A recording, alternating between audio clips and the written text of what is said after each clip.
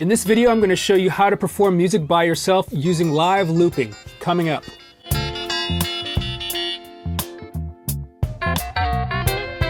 Welcome back to the channel. I'm RJ Ronquillo, and if you're new here, thank you for joining me. So all of us have been basically stuck at home for the past couple months. And while it is an unfortunate thing, there is a bright side to it. For me and maybe some of you people out there, it's given us a chance to come up with creative things and ways to be creative musically. Many of us play in bands or gig or tour, and because of what's going on, we haven't been able to be in contact with anybody. We haven't been able to play in our group settings anymore. So I thought it would be a cool series to do called How to Play with Yourself, musically speaking. And the goal of the series is to show you guys different ways that you can be creative, different ways that you can actually perform music on your own. Everything from singing and accompanying yourself with just an acoustic guitar, to showing you some really cool gadgets and gear that help you become like a one-man band, all the way up to computer-assisted looping situations like I have here today. And there's a couple of reasons why I wanted to talk about this stuff. Number one, it's fun as hell.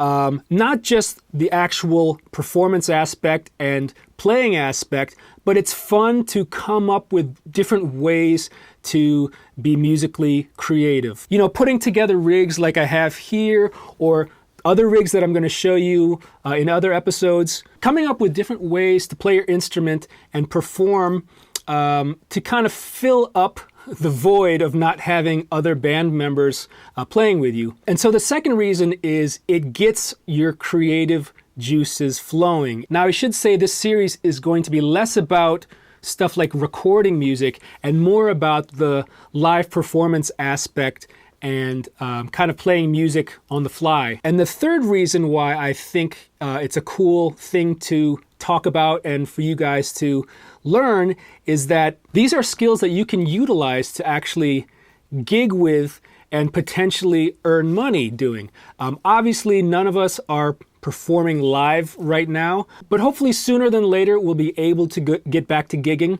But a lot of people that used to gig in public are now doing stuff like live streaming, and they're getting tips, you know, via PayPal or Venmo or whatever. A lot of my musician friends have figured out a way to continue, you know, earning money, gigging virtually online or via live streaming. So the ability to actually perform music by yourself live is a great skill to have. And there's the potential there for you to gig and work and actually earn money. So I think it's a valuable skill to at least play around with. But before we get started, if you're into these kinds of videos or you want to stay notified for when I release the other episodes coming up, make sure you click the subscribe button and hit the bell icon. One of the aspects about solo performance or, you know, performing by yourself, for me, I like to try to fill in the space of where the drums might be or where the bass frequencies might be.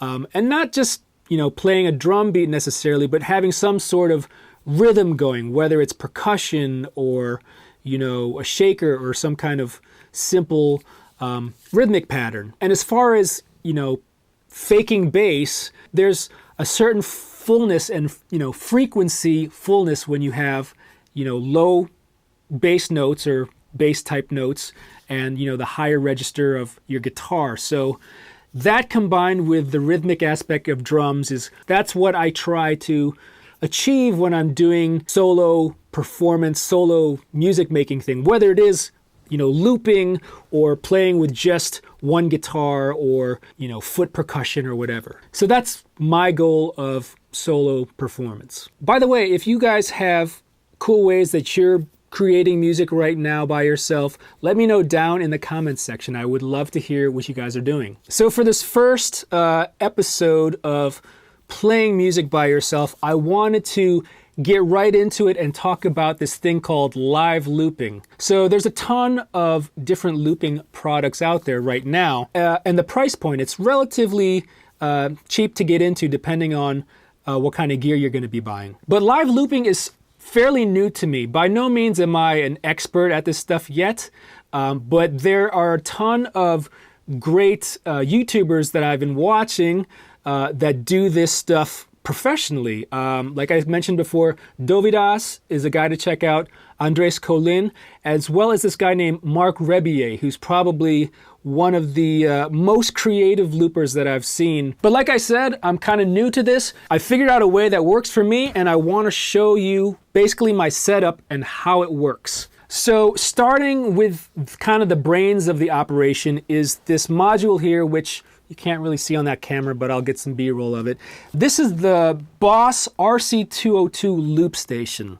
Now this is kind of the little brother of the bigger one, which is the RC505. So this is what's called a tabletop looper, as opposed to like a foot switch controlled looper that you might have on the ground. Now you might be asking yourself, well, why did you choose the tabletop versus the floor foot switch situation? And the reason behind it is, in a situation like this where I have to control multiple things, I like to, be as tactile as possible and use my hands as opposed to having to, tap dance with a bunch of pedals. And this module in particular has a ton of functions which are a lot easier to control with my hands than having a bunch of foot switches. I don't think I would be able to do all the stuff with just my feet. So if you look at the top, there are basically 2 tracks. This basically gives me the ability to have 2 different loops that I can turn on and off at any time, but I can still loop and overdub, I guess, an infinite amount of times on each track. So because I have 2 tracks, I can put my drum sounds on one track, and I can put like my bass and guitar sounds on another track and pull them in and out as I choose, as well as put some cool track effects on them, which I'll show you in just a second. So for instance, in this example, I pre-recorded some stuff beforehand, but I have my drums on track 2, right? And then on track 1, I have my bass sounds and my guitar sounds. So if I wanted to pull the drums out, I just hit cancel the drums, and it's just the bass and the guitar. Here come the drums. So it's kind of got this DJ aspect to it. Going back to the loop station design. So looking at it, it looks very much kind of like a DJ setup. I believe this particular looping machine was kind of designed for, electronic musicians, DJs, beatboxers. There's like a mic input that you can plug a mic into, and I've seen people, beatbox into the loop station and create loops that way. Very, very cool. I'm kind of a simpleton. I'm just kind of doing instrumental music right now. Maybe eventually I'll get into beatboxing, who knows. So some of the other features that sold me on the 202 loop station were the effects that it comes with. That's, you don't really find these effects on foot switch operated loopers so much, but when you look at the top, you'll see that there's one side that says input effects, which I'll talk about in a moment, and the other side, which is track effects. Now, the track effects are a series of effects that you can apply to, individual tracks, 1 and 2, or both of them together. So for instance, there is a delay that you can hit. So if I play the drum track and put the delay on, you can kind of manipulate it so it almost has like a dub style reggae thing. I think there might be some reverb in here, I'm not sure. But some other cool effects is there's a filter knob, which gives you that really cool DJ effect. So if I play the track,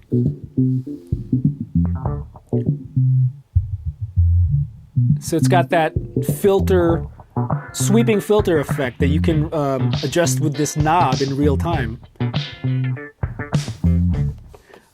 Another cool thing that I use a lot is this beat function. So what it does, it kind of creates like a record skipping or like a CD skipping effect. So if I have my beat and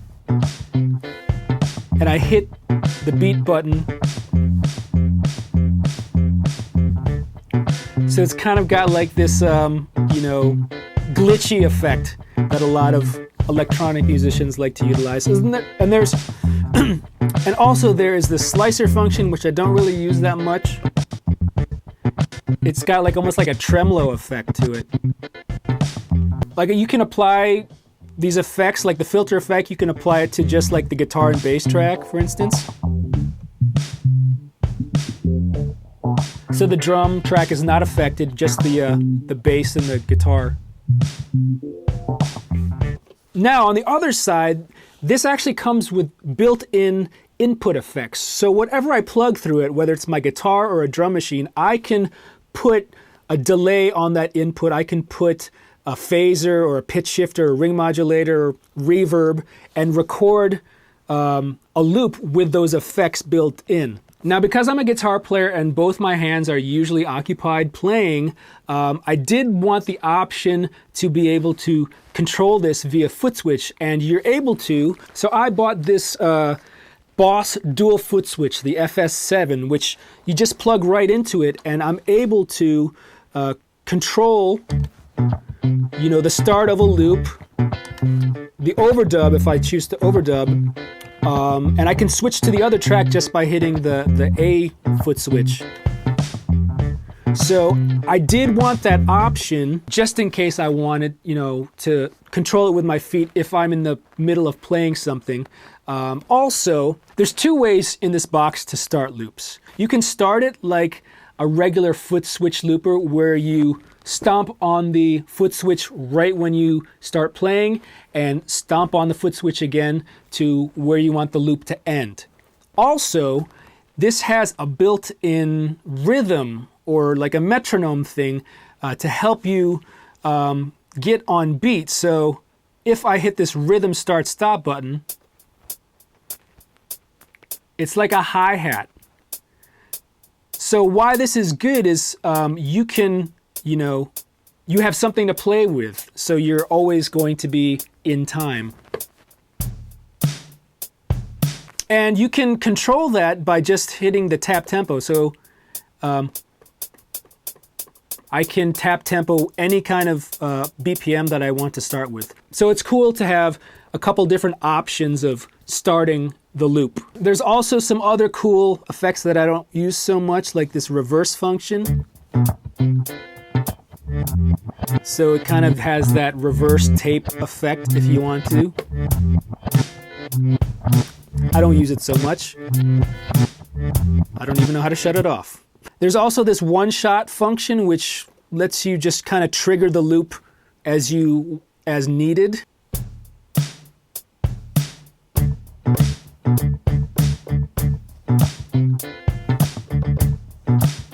Like that.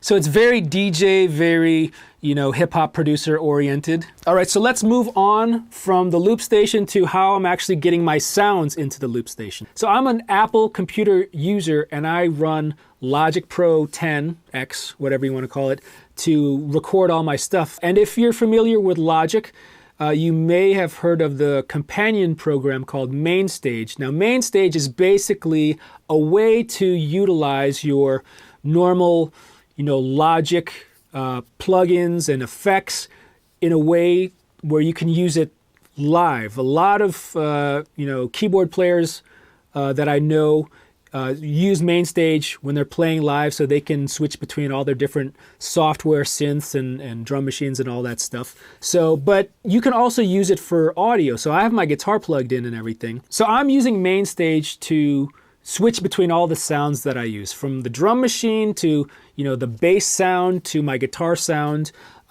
even keyboard sounds I can utilize as well. It's very easy for me, especially when you're doing live looping and you want everything done on the fly. It's quick and easy. I do believe Mark Rebier uses MainStage to switch between all of the different patches he runs, so I kind of got the idea from him. But basically my computer is running through an audio interface, which is the IK Multimedia XIO. I did a demo video on this a couple months ago. If you'd like to see it, I'll put a link up here. But it's really a simple way to plug in my guitar to my computer and utilize the plugins and effects, as well as run all the sounds you know, the software synth sounds and the drum machine sounds into the loop station stereo. Now, the cool thing about that is I can basically mix everything going into the loop station before it gets into the loop station. So if I want to pan a guitar track to the left or the right, I can do that here before I record it into the loop station, and it outputs in stereo to my computer. So it's a really cool way to kind of mix on the fly as well. So this contraption is basically my drum machine, my bass guitar, and my guitar all in one instrument. So let's start down here. You'll probably be wondering what the heck this thing is. So this is called a Roli Lightblock. And what this is a wireless or Bluetooth MIDI controller. So I can actually play my drum sounds. I can play any kind of software synth sound running through MainStage wirelessly. So there's no cables. It's all hooked up via Bluetooth MIDI to my laptop. So right now I'm just kind of using this Apple drum sound. The cool thing about this Roli Lightblock is, see how I have 4 pads that are lit up? If I click this button on the side, it automatically switches to a more expanded drum module. It's the same drum sounds, but now I have the hi-hats, toms, different cymbals. And also, if I click it again, when I switch to this module, I don't know if you can see it, but only some of the blocks are lit up. And what this is actually, this is like a C major scale. So if I switch this over to like a keyboard sound, and if I hit the lights on it, so it's actually, I can play keyboards and chords with it, right? And you can hit the in-between notes as well. So you do have a chromatic scale that you can pull from. But I like to keep it on the 4 square just for simple drum patterns. Kick and rim shot or snare. So I might start playing the loop.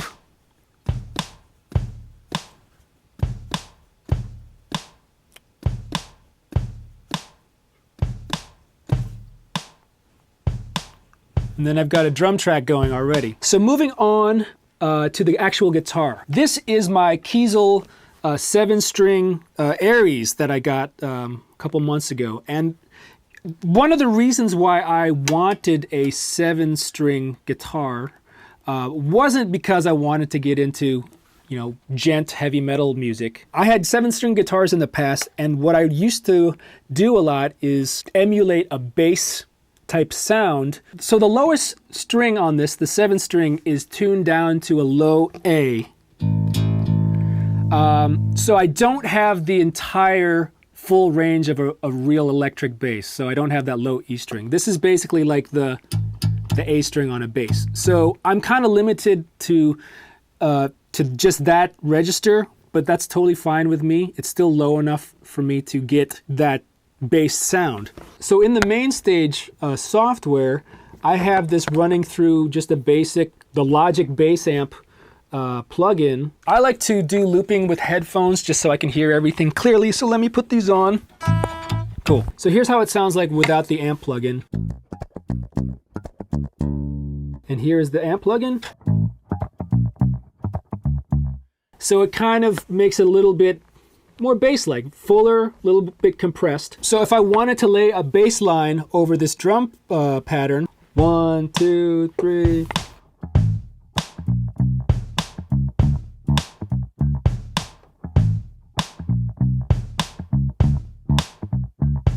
Next, I want to lay down some funky guitar. So I have a basic, you know, clean guitar sound. This is called Brit and Clean, so it's kind of modeling like a Vox amp. There's a little bit of reverb, and there's some compression and channel EQ. Also, I have it panned to the left side because I want to put 2 guitar tracks on here. So I'm going to pan this kind of like a hard left, and then the next track I'm going to pan to a hard right. So I'm going to put this on track 2 so I can have a little bit of control. But, so let me play track 1 with the bass and the drums. And I'm going to lay down my guitar part.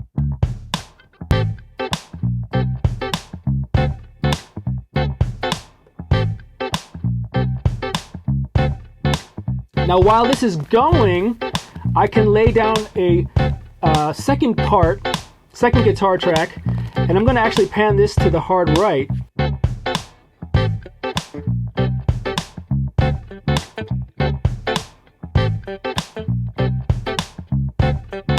Here we go.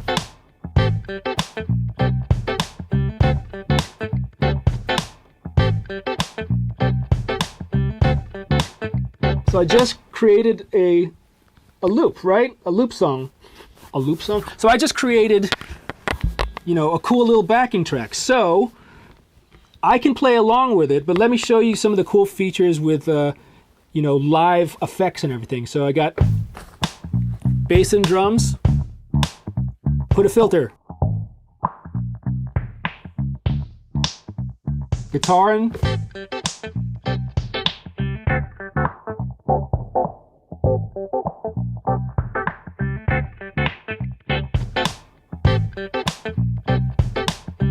I feel like a DJ. Here we go.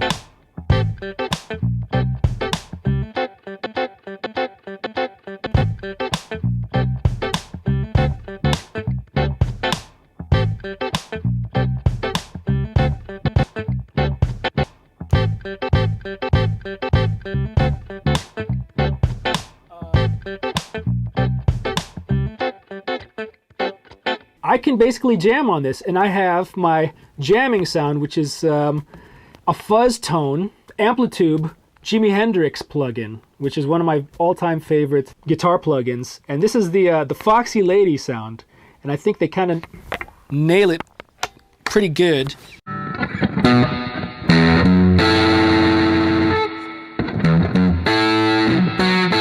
So I can just jam on this.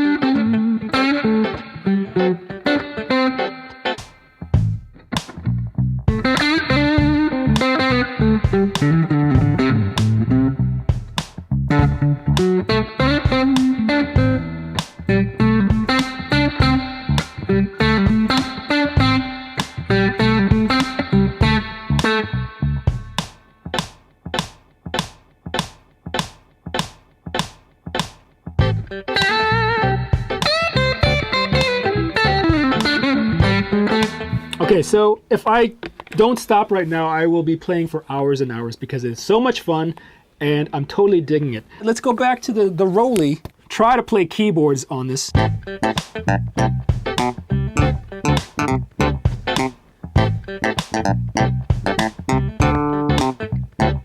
But that's it. That's kind of the live looping setup that I've figured out that works best for me right now. You know, the fact that I can switch from drums, go to bass, and then play guitar just by clicking, and I can, you know, manipulate the panning and, you know, put in different effects as I want to, you know, a la carte.